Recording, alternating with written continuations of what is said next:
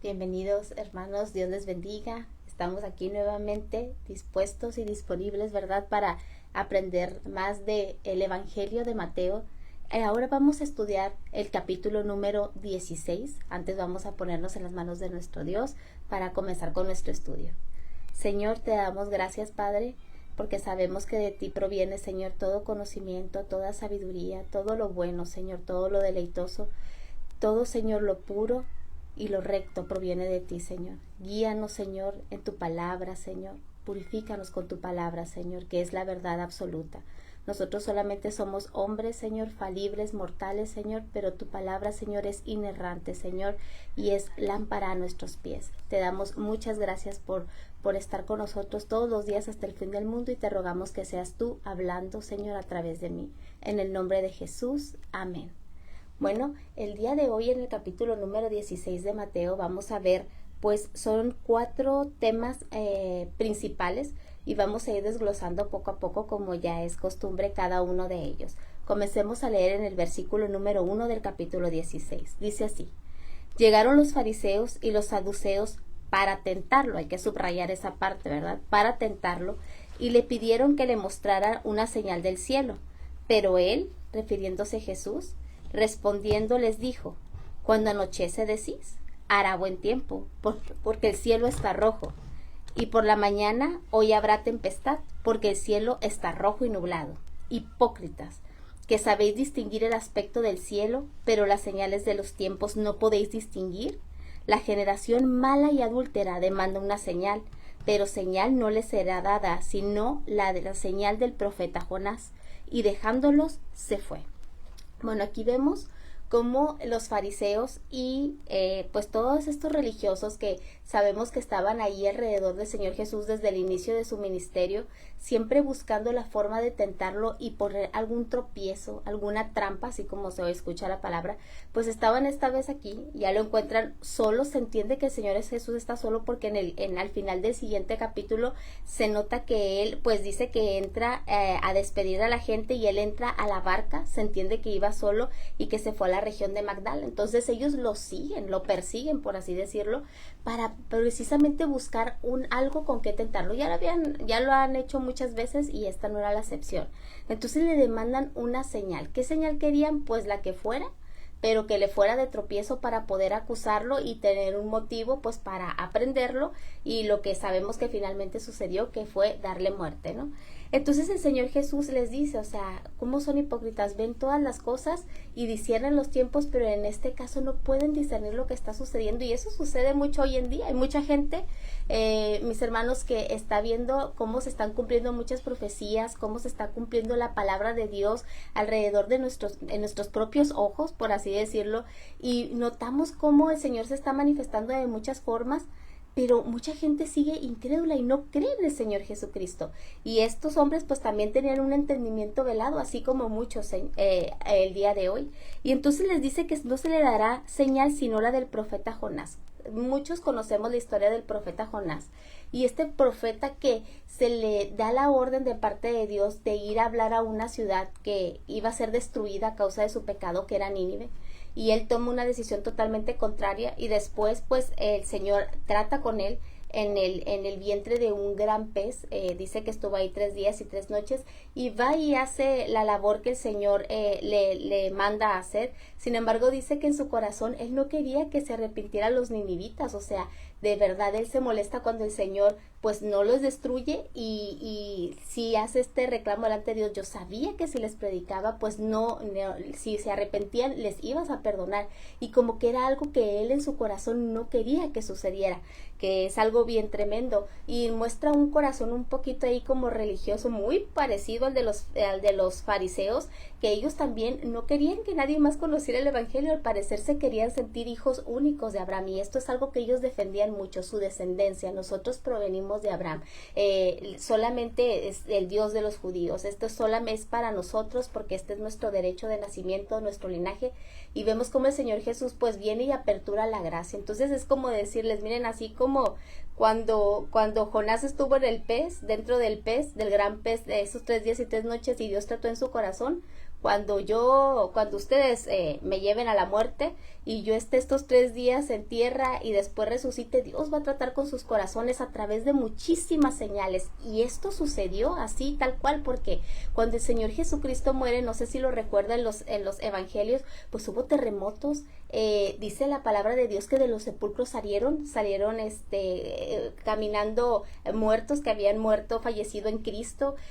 Vemos también el eclipse que sucede, bueno, que muchos dicen un eclipse en donde dice que el sol se oscureció. Vemos también cómo se abre la manifestación de cómo se abre el velo de arriba abajo. Entonces yo me imagino que en esos momentos los judíos decían, Señor, ya para con las señales, ¿no? Porque tal vez te pedimos una, pero todas estas solamente nos vienen a demostrar todo lo malo que hicimos. O sea, qué tremendo es cuando Dios trata con el corazón de un pueblo que estaba con un corazón duro para recibir el evangelio de parte del Señor Jesús, con todo este tipo de señales. Y yo me imagino que ellos en ese momento decían, Señor, ya. Y el Señor les dice, y es claro, se les va a dar señal como la del profeta Jonás. Después comienza a hablar de la levadura de los fariseos. Dice, los discípulos llegaron al otro lado, pero olvidaron llevar pan. Jesús les dijo, mirad, guardaos de la levadura de los fariseos y de los saduceos. Y ellos discutían entre sí diciendo, esto dice porque no trajimos pan. Dándose cuenta Jesús les dijo, ¿por qué discutís entre vosotros, hombres de poca fe, que no tenéis pan? ¿No entendéis aún ni os acordáis de los 5 panes que entre 5,000 hombres y cuántas cestas recogisteis? Disculpe, aquí me equivoqué, dice, ni os acordáis de los 5 panes entre 5,000 hombres y cuántas cestas recogisteis? Ni de los 7 panes entre 4,000 y cuántas canastas recogisteis? ¿Cómo no entendéis que no fue por el pan que os dije que os guardéis de la levadura de los fariseos y de los saduceos? Entonces entendieron que no les había dicho para que se guardaran de la levadura del pan, sino de la doctrina de los fariseos y de los saduceos. Aquí ya vemos cómo ya los discípulos pues están ahí con el Señor Jesús, y el Señor Jesús de alguna manera comienza a hablarles de esta situación que estaba aconteciendo con los fariseos y los saduceos, con quien acababa de tener un encuentro, y pues obviamente había dejado muy de manifiesto que ellos seguían en su posición de tentarle, ¿no? De ponerle algún tropiezo y alguna trampa, y sabía que también a su iglesia le iban a hacer lo mismo, y en este caso a sus discípulos. Entonces les dice esto, que se guarden, y mire la reacción de los discípulos muy en lo natural, ¿no? Pues obviamente ellos preocupados por lo que iban a comer. O sea, esto lo dice porque no trajimos pan, y a veces uno tiene una mentalidad muy simple, ¿no es cierto? O sea, no puede ver las cosas espirituales más allá porque estamos tan en lo natural, en las cosas diarias, en la rutina, en lo que vamos a pagar aquí, en lo que vamos a comer hoy, mañana, y a veces no vemos la gran bendición de Dios a nuestro alrededor porque estamos tan centrados y tan enfocados en lo natural, que ciertamente son cosas necesarias que debemos de atender, pero nunca darles un lugar mayor a lo espiritual, porque primero es lo espiritual. Entonces allí ellos pues denotan este corazón todavía en una formación, como seguramente el suyo y el mío, que nos ha pasado algo muchas veces, y nosotros también estamos en una formación continua y constante, en donde pues el Señor a veces habla con verdades espirituales y nosotros bien naturales, ¿no es cierto? Entonces aquí el Señor Jesús les dice, guárdense de la levadura de los fariseos. Ahora aquí la levadura sabemos que es pues una sustancia, una mezcla que se utiliza para que se haga más grande una masa, o sea, la amplifica, la hace grande. Muchos dicen la hincha, la infla, ¿no? Entre más, pues más grande se hace. Y esto sucedía con la doctrina de los fariseos y de los saduceos, y no quisiera solamente enfocarme en aquel tiempo, sino en nuestros tiempos. Muchas doctrinas a veces, más bien como filosofías mezcladas con la palabra, a veces con toquecitos de ciertas cuestiones psicológicas, y a veces ya no nomás psicológicas, a veces ya de otro tipo de cosas, ¿verdad? Se empiezan a mezclar, y a veces allí con la palabra la gente las quiere mezclar y hacer una mezcla extraña en donde se hincha. ¿Y cuál es el resultado? Regularmente, mis hermanos, la gente que está expuesta a este tipo de doctrinas termina con un yo hinchado. O sea, así como la masa, con un yo hinchado, y usted lo puede notar. O sea, es gente que no va a dejar su comodidad por seguir a Cristo regularmente. O sea, son personas, y ojalá que no tengamos que sumarnos en ese grupo, ¿verdad? En algún momento, y que estemos bien atentos precisamente para no caer en este tipo de prácticas. Pero sin duda alguna el resultado de estas doctrinas de estar expuesto a esta levadura es mucho el yo hinchado, y usted lo puede notar en la forma de predicar, ¿no? Cómo trata de engrandecer a la persona cuando el que en realidad debe ser engrandecido solamente es Dios. Pero pues aquí es donde nosotros debemos de tener una atención debida a la palabra y estar ahora sí que con lupa observando, y también pues observándonos a nosotros mismos para no caer en nada de esto, que es muy fácil. O sea, por eso el Señor les dice cuidado. O sea, cuando alguien te dice, si el Señor Jesús dice cuidado, es porque hay un riesgo. Hay un riesgo que es importante, que es inminente. Si no lo hubiera, pues el Señor Jesús no dice nada. Pero si está dando esta advertencia es porque todos tenemos esta, digamos así, pues esta señal de alerta para no caer, porque muchos podríamos ser también atraídos por ella. Y es que definitivamente lo de hoy, mis hermanos, más amados hermanos, es apapachar al yo. O sea, eso es lo de hoy. Y a todos, sin duda alguna, creo, y me incluyo, pues es lo que nos gusta, ¿no es cierto? Pero vivir un cristianismo e ir muriendo al yo, eso es lo difícil. Es por eso que, pues, ser cristiano, o sea, si necesitamos estar llenos de la palabra de Dios y que el Espíritu Santo esté todos los días iluminando nuestro ser con su propia palabra para ir muriendo al yo, porque esa es la verdadera predicación del Evangelio, no irlo haciendo más grande, ¿no? Entonces, en este sentido, es el que también el Señor Jesús les dice a sus discípulos de antes y a los discípulos de ahora, que somos usted y yo seguramente, pues que tengamos ese cuidado al observar con rigor pues lo que es la palabra de Dios, a entenderla, asimilar en nuestro corazón para poderla poner por obra, ¿no? Seguimos adelante, dice, Pedro declara que Jesús es el Cristo. Al llegar Jesús a la región de Cesarea de Filipo, preguntó a sus discípulos diciendo, ¿quién dicen los hombres que es el Hijo del Hombre? Ellos dijeron, unos Juan el Bautista, otros Elías y otros Jeremías o alguno de los profetas. Él les preguntó, ¿y vosotros ¿quién decís que soy yo? Respondiendo Simón Pedro dijo, tú eres el Cristo, el Hijo del Dios viviente. Entonces le respondió Jesús, bienaventurado eres, Simón, hijo de Jonás, porque no te lo reveló carne ni sangre, sino mi Padre que está en los cielos, y yo también te digo que tú eres Pedro, y sobre esta roca, sobre esta Petra, edificaré mi iglesia, y las puertas del Hades no la dominarán. Y a ti te daré las llaves del reino de los cielos. Todo lo que ates en la tierra será atado en los cielos, y todo lo que desates en la tierra será desatado en los cielos. Entonces mandó a sus discípulos a que a nadie dijeran que él era Jesús el Cristo. Vamos a hablar un poquito de la región en la que ellos estaban situados. Esta Cesarea de Filipo estaba situada al pie del monte del Líbano, cerca de las fuentes del Jordán, y estaba en el territorio de la tribu de Dan, en un extremo de Palestina. Se llamaba originalmente Panium, y este nombre de Panium y Paneas era porque allí había una caverna.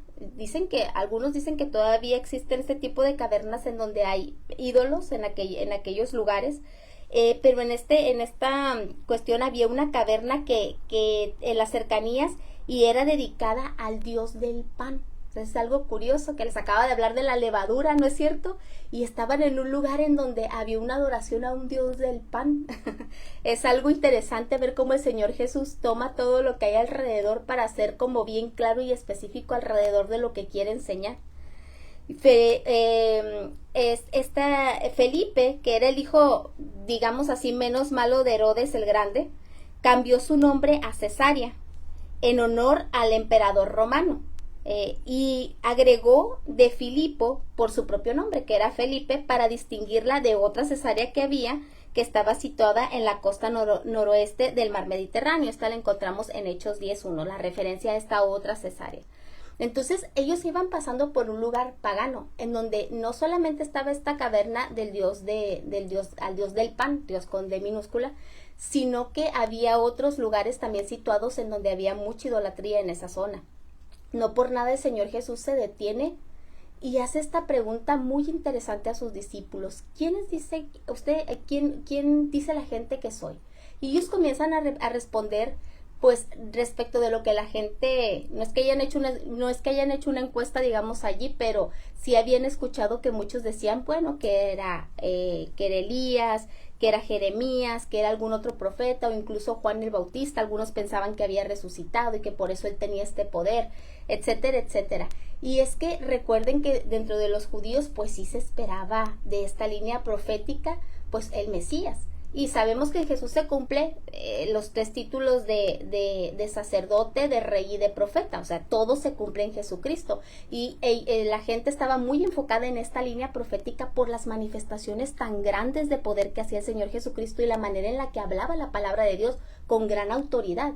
Una autoridad que le venía, pues obviamente, de una vida rendida a cumplir la voluntad del Padre, ¿no?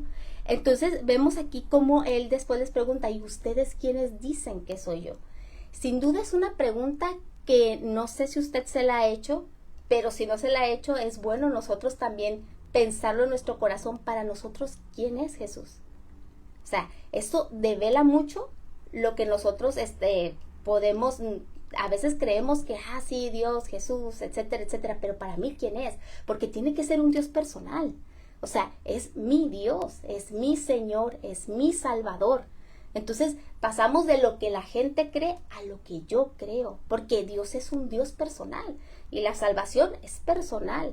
Y esto es algo que yo me debo de estar constantemente pensando, mi Dios, mi Señor, mi Jesús. O sea, entonces vemos cómo Pedro, que no es la primera ocasión en la que es el primero que contesta. Usted sabe que si ha escuchado algún estudio acerca del carácter de este hermano del apóstol Pedro, pues sabe que era un poquito rápido para contestar. O sea, tenía esa confianza de hacerlo, señal de que el Señor Jesús era un maestro que les permitía, ¿verdad?, expresar su opinión, y él se sentía en ese aspecto, se sentía como con la libertad de expresar lo que en ese momento el Espíritu mismo, porque así le dice el Señor Jesús, le estaba revelando, y como en representación de los demás apóstoles, porque es lo que ellos creían, y entonces le dice, tú eres el Cristo, el Hijo del Dios viviente. Entonces le reconoce quién es y de dónde proviene. O sea, es Dios mismo. Al decirle, tú eres el Hijo del Dios viviente, tienes la misma esencia de Dios. Eres Dios mismo encarnado. Entonces Jesús se lo reconoce. Entonces me imagino yo que todos los demás pues estaban así y dijeron, o sea, qué grande revelación. Y es que uno no puede llegar a este tipo de conclusiones nada más así. O sea, sí es algo que proviene del corazón. Yo lo puedo decir así, de dientes para afuera, pero ya creerlo y vivirlo solamente si tengo una convicción y estoy sellado por el Espíritu Santo de Dios, que es el que me ilumina, el que me capacita, el que me guía ahora en esta dispensación de la gracia, sin duda alguna. Y esto es algo que el Señor Jesús hace notar, y es algo que debemos de notar todos nosotros. Si nosotros estamos el día de hoy parados en la roca que es Jesucristo, es gracias a Él mismo. O sea, no es por nuestra inteligencia, ni porque el Señor Jesús no le dice, wow, qué inteligente eres, Pedro, no, como a uno le gustaría por el yo, ¿no?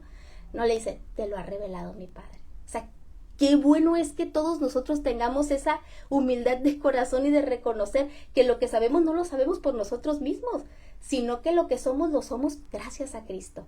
Y que si gracias a Dios hoy tenemos una vida bendecida por Él, una vida cada día más estable porque está fundada sobre la roca, una vida que lleva una dirección, que tiene un trazo, que vemos ya el camino, porque antes no sabíamos ni por dónde andábamos, pero ahora ya tenemos una dirección segura la cual seguir, el camino, la verdad y la vida que es Jesucristo, pues es gracias a Él. ¿Quiénes somos nosotros? Nadie, pero eso claro que no le gusta al yo, ¿verdad? Claro que no le gusta al ego, pero hay que entender esa parte, y esto es algo que el Señor Jesús le apuntala bien al apóstol Pedro delante de todos los demás, para que sepan que pues no es por mérito propio, es por Jesucristo. Amén. Y también le dice aquí algo muy interesante que ha sido unos versículos, digamos, por así decirlo, controversiales. controversiales. ¿Por qué? ¿Por qué han sido controversiales? Porque a veces uno no los estudia de la forma correcta. Pues ya estudiando la palabra y siendo expuesta a la palabra de Dios, buscando siempre, indagando, cavando más profundo, pues ya uno se va dando cuenta de hacia dónde apunta y ya. Pues uno ya va corrigiendo el error, ¿no? Que a lo mejor usted y yo en otro tiempo también pensamos lo mismo. Y es que aquí cuando le dice, yo también te digo que tú eres Pedro, y sobre esta roca edificaré mi iglesia, y las puertas del Hades no la dominarán. Muchos han visto que Pedro como apóstol fue como, ha sido como el representante del Señor Jesús, y de ahí se ha denominado toda una cosmovisión que es de la tradicional de la que muchos de nosotros venimos, en la que todos los sucesores que ahora denominan papas, ¿verdad? Han sido sucesores de Pedro, porque él se supone que él era el fundamento. Sin embargo, nosotros al estudiar toda la palabra de Dios vemos que el apóstol Pedro en ningún momento se da ese tipo de atribución, ni tampoco se siente más que los demás, ni en ningún momento dice que él es el fundamento, porque el fundamento es Cristo. Entonces ellos consideran que Pedro fue dejado como cabeza de la iglesia, pero no fue así, porque la iglesia solo tiene una cabeza y ese es Cristo. Ese es Cristo. Pedro fue un mero apóstol, al igual que todos los demás, y ahora nosotros pues también somos sus discípulos de Cristo, encargados de llevar el evangelio, que es exactamente lo que el Señor Jesús les encargó, predicar el evangelio para salvación, y todo aquel que crea y tenga fe y arrepentimiento pues será salvo. Entonces aquí vemos cómo estas dos palabras entre Petro, de Pedro, y Petra, pues hay una gran diferencia, porque la roca es Cristo. Y tal lo entendió bien el apóstol Pedro, que si me acompaña, vamos a buscar el pasaje que está en Primera de Pedro 2:4, si me acompaña por favor. Y yo ya lo tenía así un poco separadito, pero a veces se me pierde.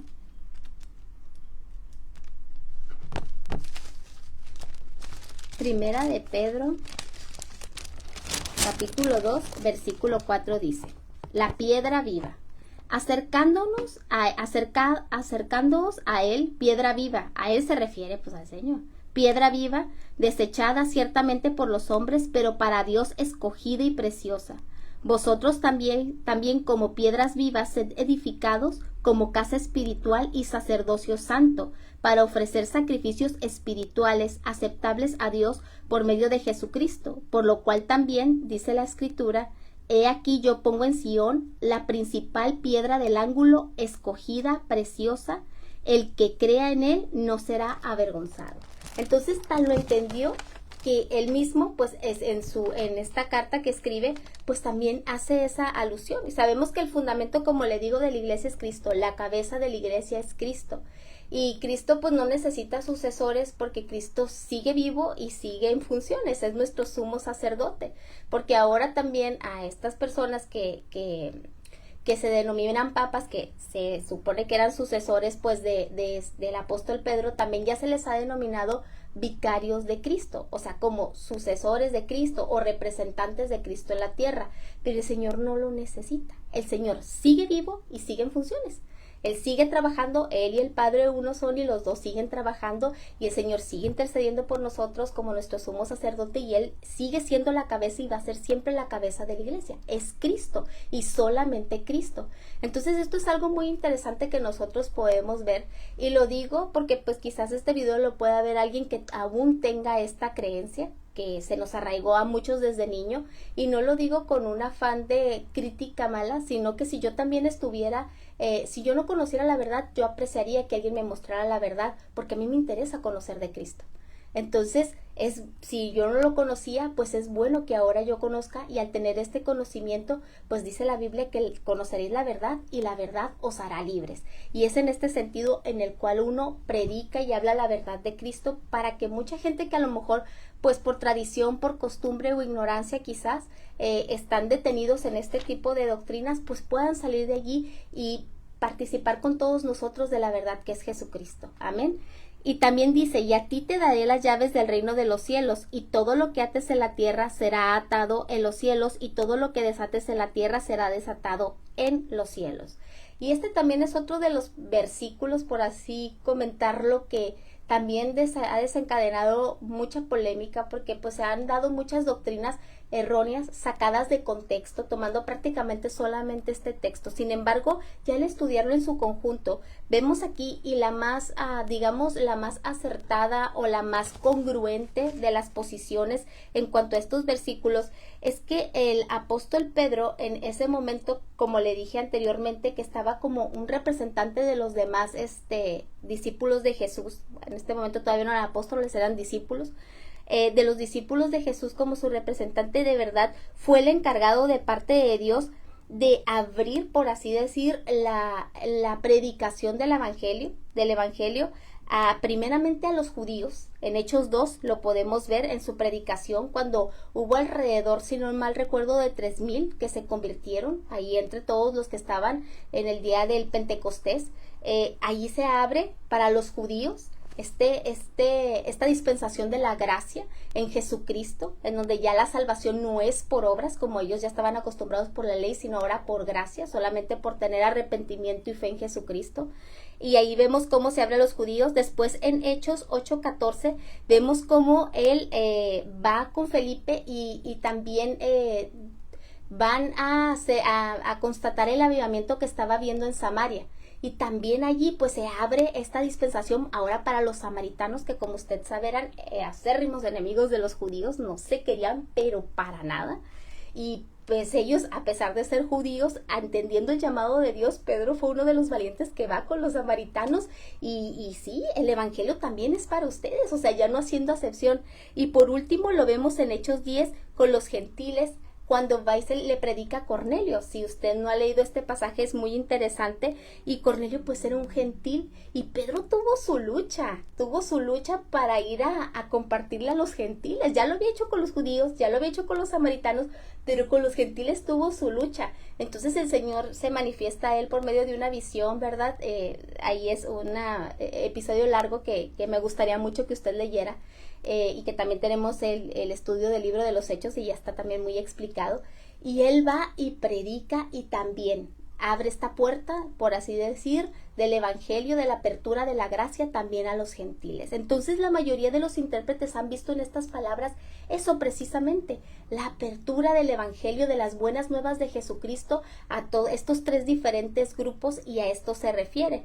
Y en este sentido, por eso dice, y lo que ates en la tierra será desatado en el cielo, y lo que desates en la tierra será desatado en los cielos. ¿Por qué? Porque el evangelio, cuando es recibido, pues da salvación.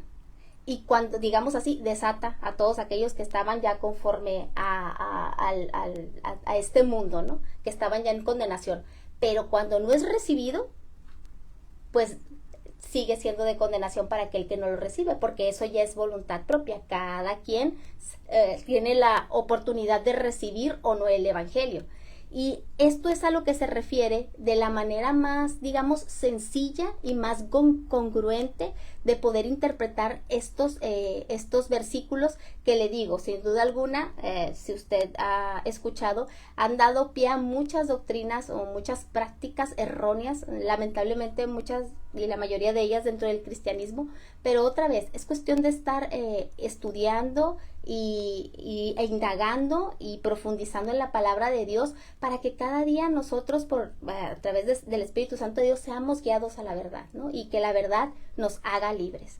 Por último, vemos aquí en los versículos 21, dice así: Jesús anuncia su muerte. Desde entonces comenzó Jesús a declarar a sus discípulos que le era necesario ir a Jerusalén y padecer mucho a manos de los ancianos, de los principales sacerdotes y de los escribas, y ser muerto y resucitar al tercer día, como ya les había dicho de la señal del profeta Jonás, ¿verdad? Entonces Pedro, tomándolo aparte, comenzó a reconvenirlo diciendo: Señor, ten compasión de ti mismo, en ninguna manera esto te acontezca. Pero él, volviéndose, dijo a Pedro: Quítate de delante de mí, Satanás, me eres tropiezo, porque no pones la mira en las cosas de Dios, sino en las de los hombres. Entonces Jesús dijo a sus discípulos: Si alguien quiere venir en pos de mí, niéguese a sí mismo, tome su cruz y sígame. Porque todo el que quiera salvar su vida la perderá, y todo el que pierda su vida por causa de mí la hallará. ¿De qué le servirá al hombre ganar todo el mundo si pierde su alma? ¿O qué dará el hombre a cambio de su alma?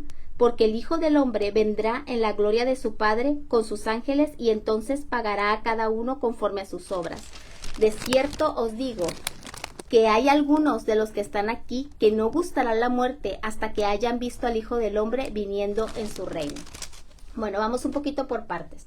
Aquí, pues el Señor Jesús anuncia por primera vez su muerte, y el apóstol Pedro, como le digo, en su carácter un poquito, pues siempre con esa confianza a veces de más, ¿no? Y un poquito arrebatado, pues le dice al Señor Jesús, le reconviene para que esto no le suceda.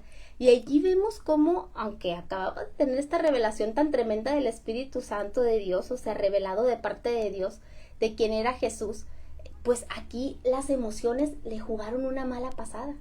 Le jugaron una mala pasada, y pues obviamente fue influenciado, ¿verdad?, por Satanás en aprovechando ese descontrol emocional para tratar de ponerle tropiezo a Jesús, porque eso es lo que le dice, me eres tropiezo, y la palabra tropiezo aquí, pues precisamente dice que es una trampa, o que es como una vara flexible con una carnada que se usa para cazar animales, o sea, es como una carnada para que cayera.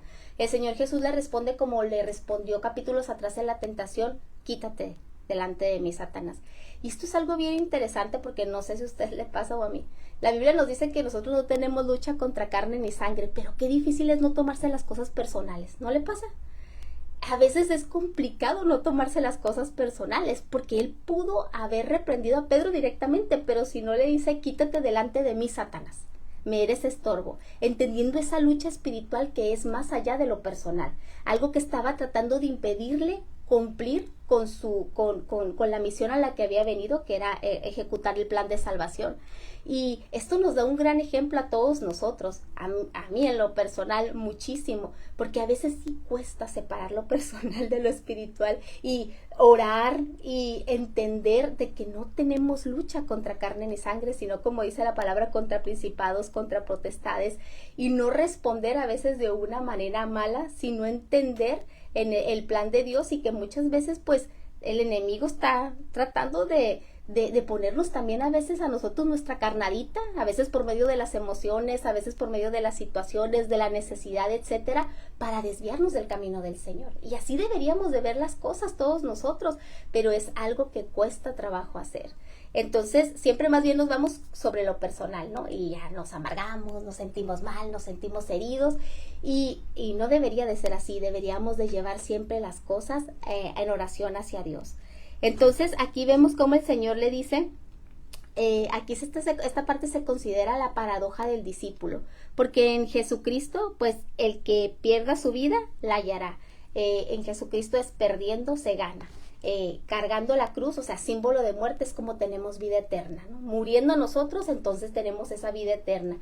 Y se considera la paradoja del discípulo, que sin duda alguna todos nosotros que hemos recibido al Señor Jesús en nuestro corazón y hemos nacido de nuevo y somos parte de la iglesia de Jesucristo, nos enfrentamos todos los días a morir cada día más a cada uno de nosotros, como dice la Biblia en Gálatas, porque con Cristo estoy juntamente crucificado, y ya no vivo yo, mas ahora vive Cristo en mí, y lo que ahora vivo en la carne, lo vivo en la fe del Hijo de Dios, el cual me amó y se entregó a sí mismo por mí.